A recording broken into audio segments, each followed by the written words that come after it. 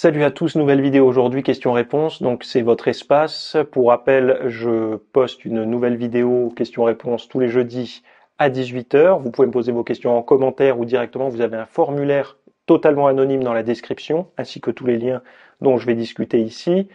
Il y a également mon podcast qui est disponible sur toutes les bonnes plateformes de podcast qui s'appelle La Pause Fitness, que vous pouvez retrouver tous les mardis à 8 heures du matin depuis des années et des années. Donc vous avez beaucoup d'archives à consulter si vous êtes passionné d'entraînement et tout. Il y a de quoi meubler des longues séances de cardio ou peu importe d'ailleurs, ou des longs trajets. Je sais que beaucoup m'écoutent en bagnole quand ils sont dans les bouchons et tout. Voilà, au moins ça rentabilise le temps perdu.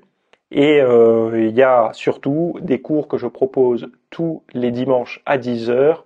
Là, ce sont des contenus beaucoup plus nouveaux, beaucoup plus sourcés, puisque c'est mon apprentissage que je fais en même temps. Je vous le partage une fois qu'il est acquis, qu'il est bien digéré et bien compris. J'essaye de vous en faire quelque chose de très digeste sur mon site. Vous pouvez y accéder. C'est pas gratuit, mais ça coûte moins cher que Netflix en 4K, quoi. Donc, je pense que je ne suis pas un cambrioleur par rapport à ça, quoi. J'essaye de rester cohérent. Voilà, donc si vous aimez le format des vidéos posées comme ça ou de l'audio posé, moi c'est ma cam, c'est comme ça que je fonctionne. J'aime pas vous prendre pour des abrutis et à vous mettre des cuts en permanence parce que je pense que vous avez un niveau d'attention qui est un peu plus élevé que la moyenne. Alors on est moins nombreux, hein, c'est normal, on fait moins de vues, mais parce que le niveau d'attention il est peut-être un petit peu plus élevé. Voilà. Donc la question que j'ai aujourd'hui à voir avec vous, c'est de la part alors c'est un pseudo. Pourquoi la spiruline est produite en tablette pour lutter contre la malnutrition en Afrique et ici on ne la trouve qu'en gélule? Ben, j'ai envie de te dire, à ton avis. À ton avis.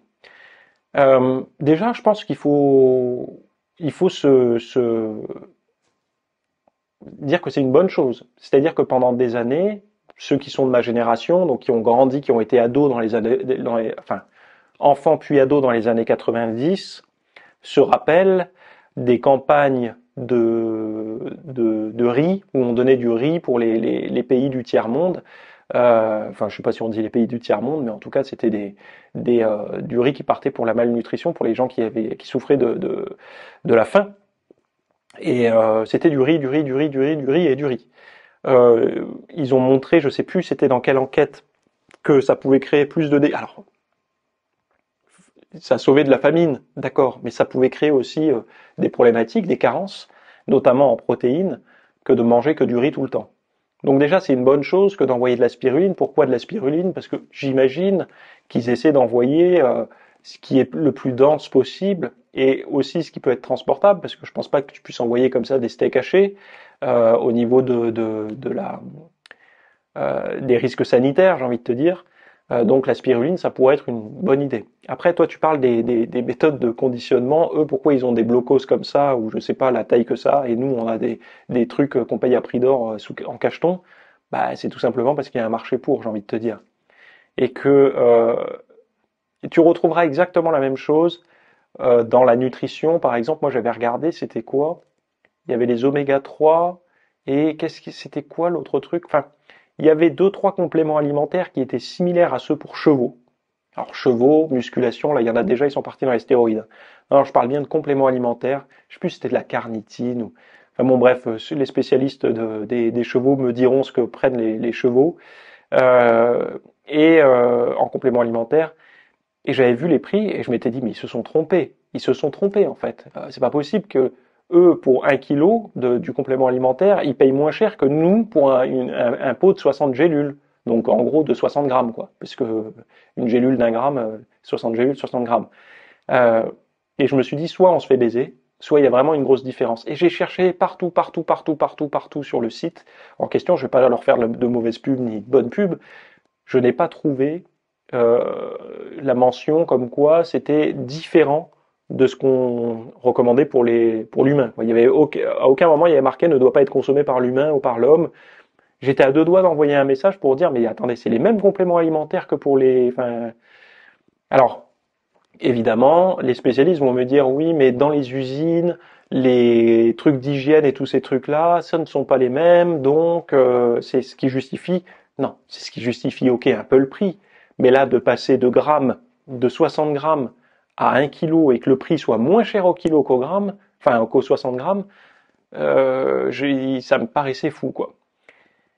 Mais malheureusement, ça existe, hein. Là, ça a été ma première surprise, ça existe. Et en fait, en fonction du marché, forcément, toi, si tu as envie de spiruline pour avoir, je sais pas d'ailleurs pourquoi on veut de la spiruline, mais enfin si, je sais pourquoi, parce que c'est la forte concentration en micronutriments, puis sa densité en protéines, etc. Mais bon, la problématique, c'est la taille de la portion qu'on va consommer, puisque certes, c'est plein de bonnes choses, mais on n'a pas encore de protéines de spiruline, en tout cas à terme grand public, c'est pas très démocratisé à des prix défiant toute concurrence. Vous allez en trouver, mais peut-être à des prix très chers, où on pourrait prendre l'équivalent de 30 ou 40 grammes, comme on prendrait de la whey, quoi. Donc c'est en ça justement que l'intérêt, pour l'instant, il n'est pas forcément hyper intéressant. J'aime pas intérêt intéressant, mais bon, c'est comme ça. Euh, donc moi je l'explique pas. La seule chose, c'est ce que je peux observer, c'est qu'il y a un marché. En fonction du marché dans lequel tu te trouves, il y a un tarif. Et je sais pas si toi tu as des animaux, tu n'auras peut-être pas envie de mettre le même prix pour les compléments alimentaires que tu vas leur donner que pour toi. Et si c'est par exemple un complément alimentaire longévité, je sais pas, ça va être vendu longévité par exemple les oméga 3 ou anti-inflammatoires ou autres, on va te le vendre à toi par exemple 40 euros la boîte de 60 gélules, et ben tu vas prendre l'équivalent pour des animaux, et ça va être, je sais pas moi, pour 40 euros, tu auras peut-être 1 kilo d'oméga 3. Et tu vas te dire, mais c'est quoi la différence? Est-ce que les leurs sont vraiment si pourris ou bah, c'est sûr que la qualité se paie, hein. Évidemment, il y a des compagnies qui essayent quand même d'avoir un bon rapport qualité-prix, mais il y a souvent quand même des fossés quand tu tombes dans un marché, quoi. Et en fonction du domaine, bah, tu vas te retrouver à avoir des différences comme ça. Donc là, pour la spiruline, c'est pas une question qui a grand intérêt pour la muscu, pour la sèche ou quoi. Moi, je suis pas fan, hein, honnêtement, de tous ces compléments alimentaires là, parce que j'en ai eu pris, j'ai essayé comme tout le monde. À un moment donné, je préfère retourner à l'essentiel, quoi. C'est-à-dire, je prends ce qui sert à quelque chose. Donc, je vais me prendre ma vitamine, je vais me prendre mes protéines en poudre. Créatine, je l'ai pas banni, mais j'en prends plus depuis pas mal d'années. Je vais avoir de la vitamine D quand on traverse l'hiver, de la vitamine D. Je vais avoir des oméga 3 et encore des oméga 3. L'avantage, c'est que je suis pas obligé d'en, parce que un truc pareil par rapport aux oméga 3, je divague un peu, mais c'est important d'en parler. La vidéo sera plus sur le thème des compléments alimentaires, des prix et tout, mais les oméga 3, il y en a beaucoup qui font un peu n'importe quoi. C'est-à-dire que des oméga 3, ils vont en prendre une, deux, trois gélules, environ, ça va être 3 grammes par jour, entre 1 et 3 grammes par jour, tous les jours, quelle que soit leur diète. Ce qui est quand même dommage. Dites-vous bien une chose, c'est que, par exemple, si vous mangez du maquereau, une boîte de maquereau, là, nature, c'est à peu près 4 grammes d'oméga 3 dans vos 100 grammes de maquereau. Je crois que même le maquereau grillé, vous enlevez 1 gramme à peu près d'oméga 3. Alors allez savoir pourquoi, est-ce que parce que ça grille, ça fait disparaître, j'en sais rien, ou ça les enlève, ou peu importe. Mais je vais regarder moi, parce que j'avais deux boîtes comme ça pour regarder, j'avais regardé la teneur, il y en a un c'était 3,1 et l'autre c'était 4,2, quelque chose comme ça. Donc si vous en mangez déjà 2 à 3 fois par semaine, ce qui est mon cas, donc vous montez à peu près à 12 grammes d'oméga 3 en moyenne, rien qu'avec le poisson. Donc vous êtes quasiment, approximativement, rien qu'avec le poisson, ce que je mange, je suis déjà à 12 grammes par semaine, donc ça fait à peu près 2 grammes par jour, enfin 1 gramme, allez, 1 gramme 6 quoi par jour. Moi personnellement, je pense pas avoir besoin d'énormément d'oméga 3. Enfin voilà, il y a eu une période de ma vie où j'en ai mangé beaucoup, j'en ai beaucoup consommé, euh, parce que voilà, comme un peu cette débilité de débutant, quand c'est un complément alimentaire un peu qui promet monts et merveilles, on se dit plus on en prend, mieux ça va être. Bon, ce qui n'a pas non plus, enfin ça n'a pas grand intérêt. Donc je préfère rester sur une dose entre 1 et 3 grammes par jour.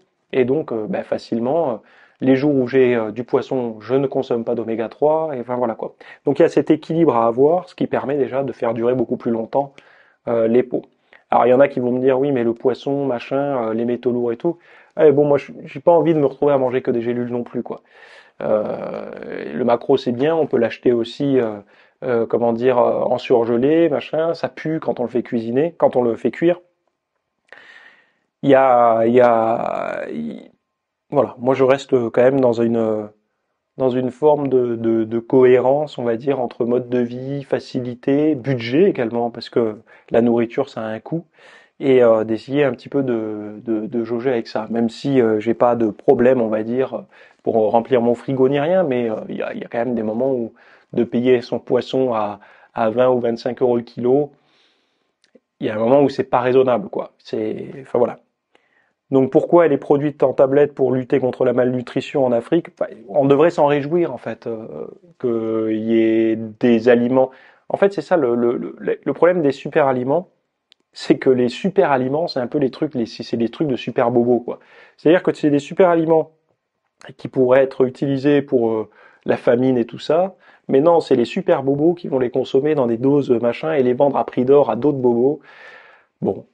Euh, Nous, on a déjà ce qu'il faut dans la bouffe. Alors, vous allez me dire, mais non, c'est la bouffe de merde. Moi, quand je dis on a déjà ce qu'il faut dans la bouffe, on a déjà ce qu'il faut dans la nourriture normale. Évidemment, si on est vegan, sans gluten, sans lactose, sans FODMAPs et tout, oui, on n'a plus de fibres, on n'a plus de calcium, on a quasiment plus de protéines, on n'a plus de créatine, on n'a plus de collagène.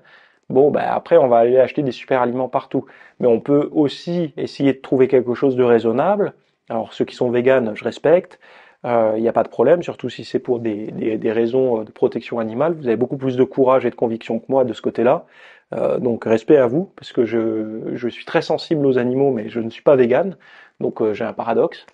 Par contre, si vous le faites pour la santé, le raisonnement, il est pas entier. Je pense qu'il faut le pousser plus loin. Il faut le réfléchir encore un petit peu plus. Parce que si vous vous mettez à de moins en moins manger des aliments solides pour de plus en plus manger des compléments alimentaires, je pense pas que la bouffe soit arrivée à un tel point d'insalubrité qu'il faille manger que des compléments alimentaires, hein. Enfin, c'est mon point de vue, hein. Mais bon, voilà quoi. Euh, donc voilà pour ma réponse à ta question. Je sais pas si elle est satisfaisante. En tout cas, j'aurais un peu abordé divers sujets sur ça pour amener un petit peu d'eau à ton moulin par rapport à ta propre réflexion sur ça, quoi. Donc la semaine prochaine, on parlera de viande maigre et viande blanche. Voilà. Donc ah oui. Et j'avais fait un sujet sur le site pour faire une diète sans complément alimentaire. Je ne sais pas si Cyril la retrouvera. Donc dans ma liste de cours, il trouvera s'il met sans complément alimentaire ou peu importe les bons mots clés quoi. Euh, et justement pour aider les personnes qui ne veulent pas du tout prendre de compléments alimentaires, fonctionner qu'avec la bouffe. Parce que c'est vrai que les compléments alimentaires au kilo, ça revient souvent moins cher, notamment de la protéine, que manger de la viande, tout ça. Sauf qu'il y a un moment donné où il y a des fins de mois. Et d'acheter un pot de protéines à 50 balles quand il reste 15 balles sur le compte, je peux comprendre qu'il y ait des gens qui ont une réflexion au mois plutôt qu'une réflexion globale. Parce que voilà, il y a parfois des fins de mois plus difficiles que d'autres. Euh, donc voilà, je peux comprendre. Et j'avais fait justement ça pour expliquer que qu'on peut se passer de compléments alimentaires. Après, il y a toujours, moi ça me fait toujours rire les gens qui disent le collagène c'est génial et tout. Est-ce que vraiment le collagène les a sortis d'affaire? Parce que c'est très difficile de voir les effets du collagène. Je prends le collagène comme exemple. Moi j'y crois au collagène, il n'y a pas de problème. Enfin voilà, il y a aucun souci là-dessus. Mais quand on a la blessure, c'est trop tard. Et quand on l'a pas et qu'elle vient pas, est-ce que c'est de la grâce au collagène, à nos beaux réflexes, ou au fait qu'en fait on pense s'entraîner intense, mais on n'est pas si intense que ça? C'est de vérifier que quelque chose fonctionne. C'est toujours un peu ambigu. Une prise de protéines, c'est moins le cas parce que c'est des calories qu'on consomme. Alors, on va se dire, même si ça nous fait pas prendre du muscle, on sent bien qu'après un checker de protéines, bon, on sent qu'il y a un peu de calories qui sont passées par là. Ça cale pas comme un vrai repas, mais on sent qu'il y a un petit quelque chose qui est passé. On sent un effet. De la caféine, on sent aussi un effet. On se sent un peu revigoré et on sent aussi que la nuit, l'endormissement est un peu plus compliqué si on l'a pris trop tardivement. Mais sinon, il y a beaucoup de compléments alimentaires comme ça, beaucoup de gens misent là-dessus. Et souvent, ce sont des gens qui vont avoir des effets placebo pendant 3, 4, 5, 6 jours, puis après ils oublient de le prendre, et puis bon, et voilà, terminé, ça finit. Et je dis ça en connaissance de cause, hein, je passais par là aussi. Si je pouvais récupérer l'intégralité de la thune que j'ai pu mettre dans des essais de compléments alimentaires qui sont restés entamés dans mon frigo, je pourrais, à mon avis, refaire mon home gym, hein, mais clairement. Donc voilà, donc on se retrouve la semaine prochaine. Bye.